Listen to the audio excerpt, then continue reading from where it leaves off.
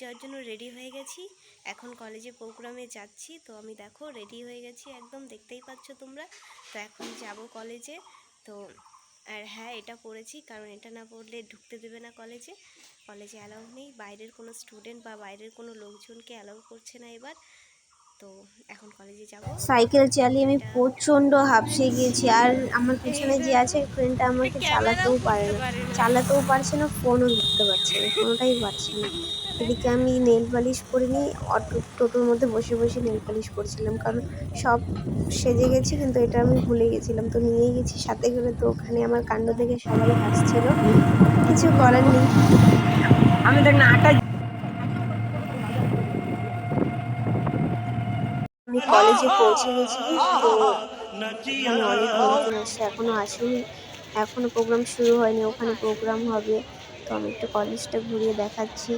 কি আর করবো, গিয়ে তো প্রোগ্রাম পেলাম না, একটু পরে শুরু হবে, এখনো লোকজন সেরকমভাবে আসেনি। তাই ভাবলাম একটু টাইম পাস করি, তোমাদেরকেও দেখাই কোথায় প্রোগ্রাম হবে। তাই করছিলাম, আর কি করব। একটু গরম লাগছিল, কমন রুমে গিয়ে একটু হাওয়া খেয়ে আসলাম। প্রচণ্ড গরম ছিল, কি করব। আর বৃষ্টিও পড়ছিল বাইরে। তাই কমন রুমে গিয়ে একটু বসে বসে ভিতর থেকে দেখছিলাম প্রোগ্রাম।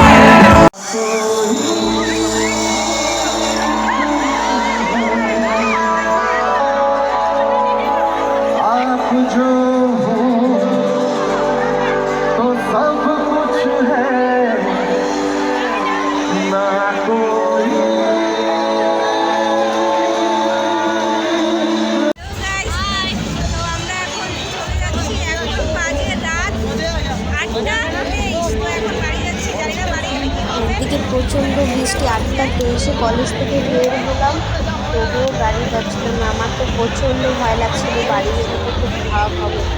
আর কি ডান্স!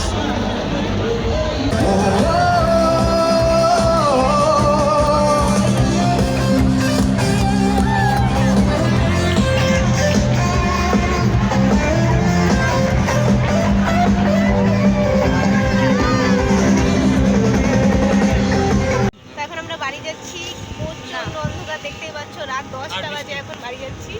প্রচন্ড ওয়েদার খারাপ, বৃষ্টি হচ্ছে, কিছু দেখা যাচ্ছে। খুব বৃষ্টি পড়ছিল, এইদিকে একটাও ছাতা নিয়ে কিভাবে বাড়ি আসবো, কোনো গাড়ি পাচ্ছি না। আমি ফার্স্টে পৌঁছায় দিয়ে আসছি।